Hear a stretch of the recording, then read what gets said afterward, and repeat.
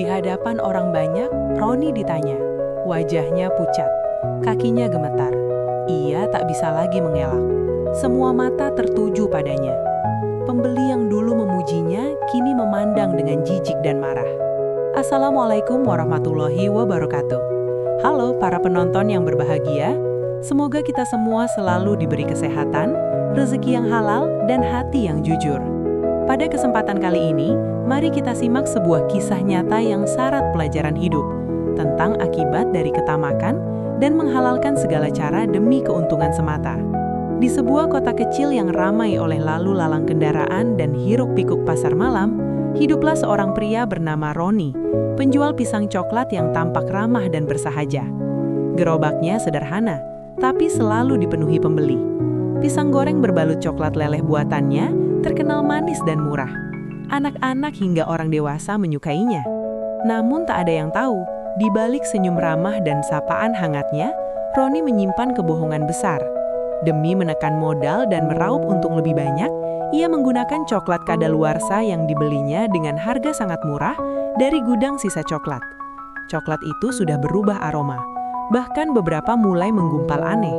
Tapi Roni tak peduli. Yang penting masih manis kalau digoreng, batinnya. Setiap malam ia mencampur coklat itu dengan mentega dan gula agar rasa pahitnya tertutup. Ia tahu perbuatannya salah. Tapi rasa bersalah itu selalu kalah oleh hitungan uang di kepalanya. Baginya pembeli hanyalah angka, bukan manusia yang mempercayai dagangannya. Hari demi hari berlalu. Keuntungan Roni meningkat. Ia mulai hidup lebih nyaman, membeli ponsel baru, dan bermimpi membuka cabang. Namun ia tak sadar, setiap pisang coklat yang ia jual bukan hanya membawa rasa manis, tetapi juga doa buruk dari orang-orang yang dirugikannya. Dan tanpa ia sadari, azab perlahan mulai mendekat. Keluhan yang diabaikan. Beberapa minggu kemudian, keluhan mulai terdengar. Seorang ibu mengeluh anaknya muntah setelah makan pisang coklat.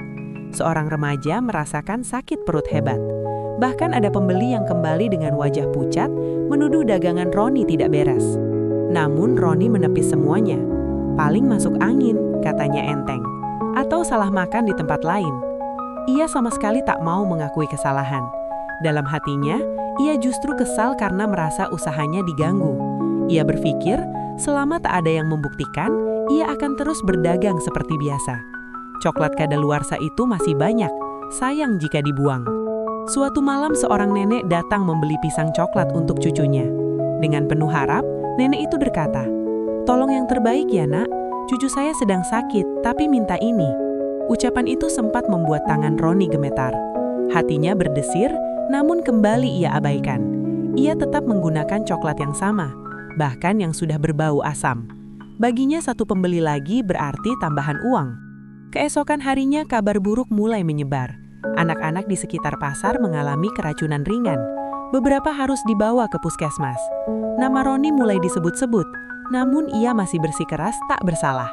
Ia tak tahu, setiap penolakan untuk jujur adalah satu langkah menuju kehancuran.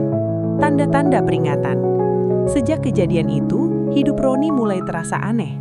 Setiap malam ia bermimpi dikejar bayangan hitam yang berbau coklat busuk. Dalam mimpinya, pisang-pisang berubah menjadi ulat, dan coklat meleleh menjadi cairan hitam pekat yang menyesakan. Ia terbangun dengan keringat dingin, tapi menganggapnya hanya mimpi biasa. Di dunia nyata, tubuhnya mulai sering sakit, perutnya melilit tanpa sebab, kepalanya pusing, dan tangannya gemetar saat menggoreng. Anehnya, rasa sakit itu selalu muncul saat ia mulai membuka gerobak. Istrinya menyarankan berhenti sementara dan memeriksakan diri. Tapi Roni menolak. "Kalau aku berhenti, kita makan apa?" jawabnya ketus.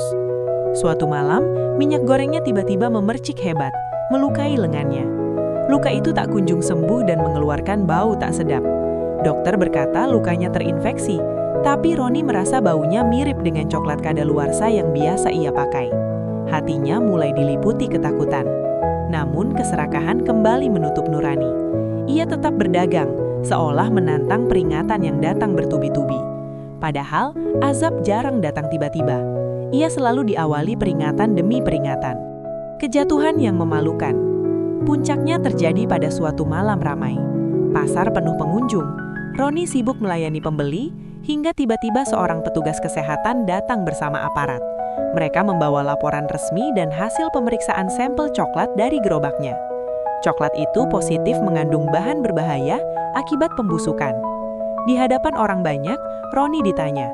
Wajahnya pucat, kakinya gemetar. Ia tak bisa lagi mengelak. Semua mata tertuju padanya. Pembeli yang dulu memujinya kini memandang dengan jijik dan marah. Pembeli yang dulu memujinya kini memandang dengan jijik dan marah. Gerobaknya disita, dagangannya dibuang. Ia dibawa untuk dimintai keterangan. Roni merasa dunia runtuh. Uang yang ia kumpulkan tak mampu menyelamatkan harga dirinya. Lebih menyakitkan lagi, kabar itu menyebar ke seluruh lingkungan. Anak-anak takut mendekatinya. Tetangga menjauh. Namanya menjadi contoh buruk. Namun azab belum berhenti di situ. Penyakit yang menggerogoti. Tak lama setelah kejadian itu, kondisi kesehatan Roni memburuk drastis. Infeksi di lengannya menyebar. Dokter menyebut sistem imunnya rusak akibat paparan zat berbahaya jangka panjang. Roni baru sadar, ia sering mencicipi coklat kedaluarsa itu selama bertahun-tahun. Setiap malam, ia merintih kesakitan. Uang hasil menipu habis untuk biaya pengobatan. Ia terbaring lemah, tak lagi berdaya. Di saat itulah rasa penyesalan datang bertubi-tubi. Ia teringat wajah anak-anak yang sakit. Ia teringat nenek tua itu.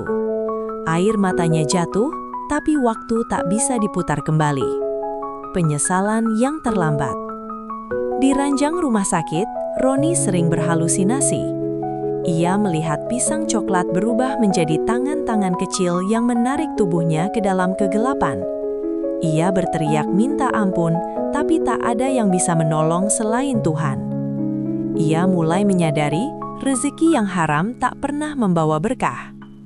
Istrinya hanya bisa menangis di sampingnya. Anak-anaknya malu menyebut nama ayahnya. Roni kehilangan segalanya, kesehatan, kehormatan, dan ketenangan batin. Hidup dalam bayang-bayang dosa. Meski akhirnya selamat, Roni tak pernah benar-benar sembuh. Tubuhnya lemah dan ia tak bisa lagi bekerja berat. Setiap mencium aroma coklat, perutnya mual dan kepalanya pusing. Itu menjadi hukuman batin seumur hidup.